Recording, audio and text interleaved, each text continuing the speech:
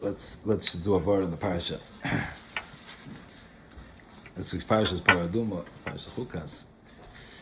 So paraduma is altogether a mystery on many levels, but Rashi does tell us in the name of Moshe Darshan that the one fundamental inyan that we do know about the paraduma and what its tachlis is that the paraduma is a tikkun to the cheda ego.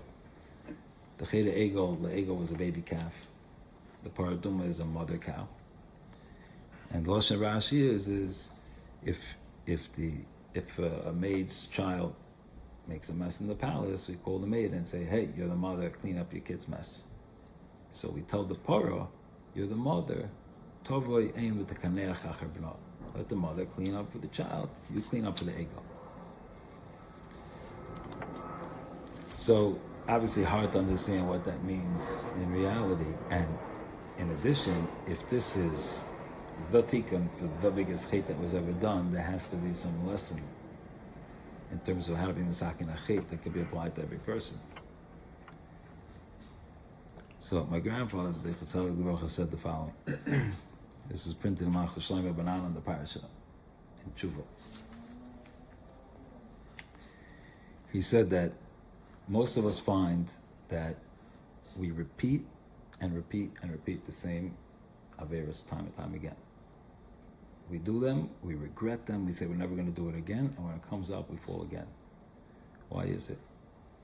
He said, because there is a root cause that's causing you to be weak and fall to this avera whenever it comes up. And you're never going back to address the root problem. You're always just treating the symptom. So you're not finding the flaw in your personality that's making you susceptible. So instead you just cry about the avera you did. And then the next time you cry again, but you never went back to fix the problem. So every time it comes up, you'll fail.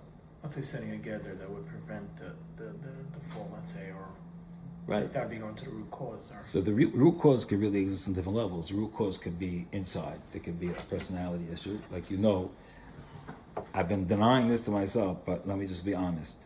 I have a weakness and a taiva for X, Y, and Z. That is the problem. And therefore, I've been denying this. But if I realize that, then I know I can't be there or do that anymore. Sometimes we don't want to admit that because we don't want to stop doing that. Because we don't know what else to do. And if we don't do that, what else are we going to do? Right? Or it's just geschmack to do this. And then once you address it at the root level, you'll avoid the problem.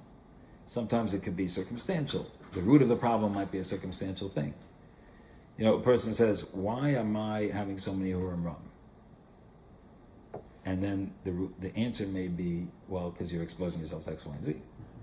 That's the root of it. Crying over your herurim is wasting your time instead of going back to the root. Those are the easy ones to fix. When the root is a personality problem, is a bad midah that we have. Why is it that I always am losing my temper? So, I don't know. Go back to see the root. Is it because you're insecure, and therefore you're always being triggered? Is it because you're a bagaiva, and therefore everything is stepping on your ego? What's the root? And address it. And you don't go back, and you're just like, my anger. You won't solve the problem. So my grandfather said this is one of the perushim in the word teshuva. Teshuva means to return. It means return back to the root of the problem and fix it there, and you'll have erased the problem.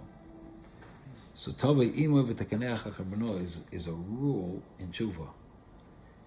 Don't deal with the child, get to the mother. Get to the cause, not the effect, not the symptom.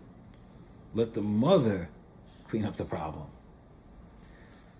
And sometimes it's hard to be honest with ourselves of what the problem is. Another line from my grandfather, which he said, not connected, is that we so often don't want to admit to our real problems that sometimes we'll even be masking to blame ourselves and accuse ourselves of things worse than the real problem, just so as not to have to admit to our real problems because we're super sensitive about our real problems. So you hear people say all the time, People will say, "Oh, I can't do that. I can't sign up for that. Say that I'm not smart enough. I'm stupid." You're not stupid. You're just lazy. It's much better to be lazy than to be stupid. I mean, stupid is a not curable problem. You'd rather accuse yourself of being stupid than admit you're lazy? The answer is yes. He would. Partially because it vindicates him. He doesn't have to do anything about it, right? So you're going to accuse yourself of something worse than the real problem just to avoid confronting the real problem. You know, a person will say, I'm just such a about taiva, such a mias about taiva. There's just the facts. I can't deal with that. It's not true.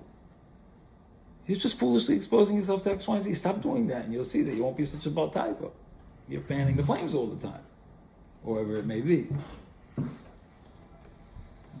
Sometimes the root cause of taiva could be depression. Because taiva is the first thing a person turns to in order to diffuse his sadness and his depression, because it's an easy, quick fix. So your problem is not even taiva. Your problem is depression. You got to fix the depression, and then you'll find that the taivas will be totally in the normal place. But you're falling for the taiva all the time because you're sad, you're lonely, you're depressed. That's your real problem. Don't try to just treat the symptom. You got to dig a little deeper. Usually it doesn't have to be too hard. You don't have to dig too hard to discover. You get to the root and solve it. It's almost, in a sense, hard short term because it takes a little bit more guts to do. But then the tikkun will be so much easier as opposed to spending the rest of your life working on the symptom and breaking your head over. The mind, it prevents the person from, it wants to keep the person safe. So a person doesn't want to go to the most obvious thing because it's keeping the person in their comfort zone.